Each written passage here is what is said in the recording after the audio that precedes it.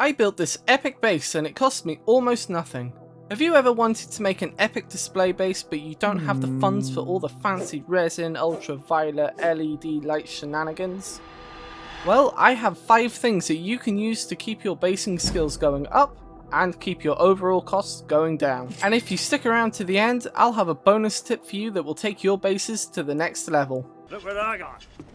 I got a jar of dirt, I got a jar of dirt, and guess what's inside it?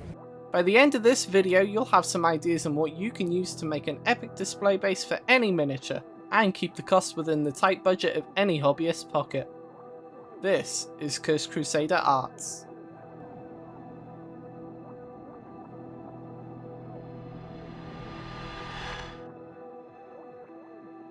If you remember the Flying Bases video, you may recall me using Das modelling clay. It's an air drying clay that's a great alternative to green stuff and milliput, so long as you're not trying to create very small and detailed objects.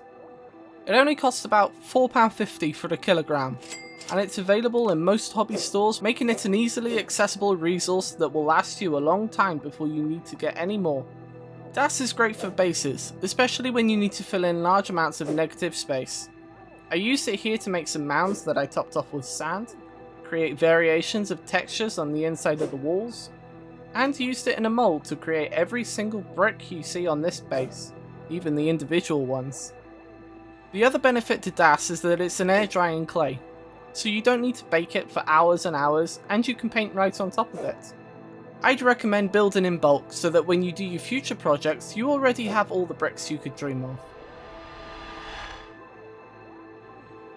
There are 3 resin skulls on this base. First of all, they are completely optional, so you don't have to use them if you don't want to. However, if you've been building wargaming miniatures, especially Warhammer ones, the odds are quite high that you might have a spare skull, helmet, or severed head that you can use to add a little spice to your epic base. On my base, I used resin skulls that I had bought off eBay as a bulk purchase of about 100 skulls. Including packaging, they cost me a total of £7.20, meaning that each skull on this base cost me about 21 pence. If you're not a fan of resin, you could instead look towards Citadel's box of skulls, which has a value of £20.50 and has 340 skulls of different types and sizes, making each skull worth an average of about 18 pence, and gives you more options. If your hobby is set in a post-apocalyptic world or is full of cataclysmic battles, bones are a great way of conveying the ever-looming and inescapable presence of death. I pressed the modelling clay into a mould that gave me the textures I needed to create the walls on this base. Now, I was lucky enough to borrow these ancient relics from my dad, who may or may not ever see them again. However, you can purchase your own moulds or the ever-popular texture rollers. I'm not sponsored by these sites, but I have seen some as cheap as a few pounds from sites like Etsy or Temu, or you can go to stores like Wayland Games or Green Stuff World and they can average from between £10 and £30, give or take. This is the most expensive item on our list, but they can potentially last forever, making this an investment worth saving for later on down the road.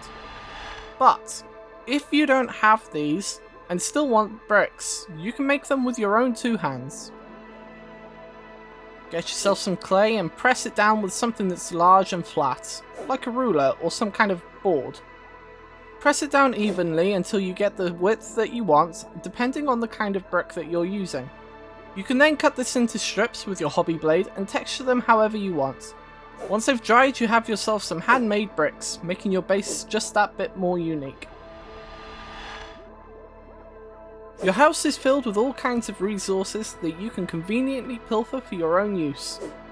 The walls of my base were made from a kind of textured chipboard that was from the back of an old photograph stand, but you can use good old cardboard, especially if you're just gluing bricks to the sides. You can also get wires for your building by finally making use of that pot of paper clips that you bought 5 years ago to convince yourself that you're organised. And you can drill a hole in the clay without fear of the drill bits from breaking. Perhaps be careful when drilling holes in your modelling clay because the drill bits are very thin and you need them to create those sweet gun barrels. Anyway, these kinds of household items are free and used to repurpose. This resource may not cost you any money, but going out and touching grass might just cost you your life. Huh? Stores are great for soaking up your cash on things that you can get from going out and getting it yourself. Modelling sand, gravel and rocks can save us time, but it costs us money and is not always necessary. Instead, we can venture outside to see if there is anything that we can make use of. Sticks and roots are great for miniature scale trees and come with the textures. You can collect mud and clay and either let them dry in small lumps and leave them as they are, or crush them into a finer powder. This will also give you the bits for fine gravel due to the different minerals in the dirt. You can do the same with sand. This is something that is accessible to you if you are near a source of water, where silt and sediment gathers.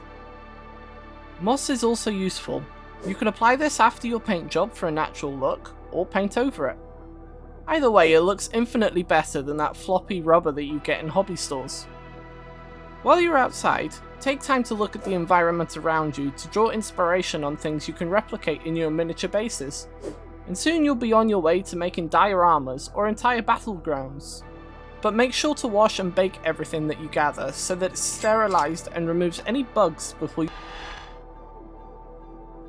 If you've got this far in the video, you'll have all kinds of ideas in your head from the knowledge you've gained so far. But now I have something a little extra that you can consider if you want something more advanced. In my local country park there is a fire pit, and I like to go there every now and again to collect the charcoal that's left behind. Of course, if you choose to do this too, make sure that the coals are completely extinguished first. You can always come back a day or two later. This is essentially going to give you a black contact powder that you can use, and even a few pieces of charcoal will yield more than enough for your purposes. This hobby can be expensive at times, so it's important to ensure that we are frugal with our money, so that we still have some when the latest new miniatures drop, because after all, they are the most expensive parts of the hobby. Bases are essential regardless of whether you're building an army for the tabletop or an epic character for the shelves. It can be challenging sometimes, especially when it comes to flying bases, so check out this video to see why I love those horrific things, and how I use them. But whatever you do, make things, have fun, and I'll see you next time on Cursed Crusader Arts.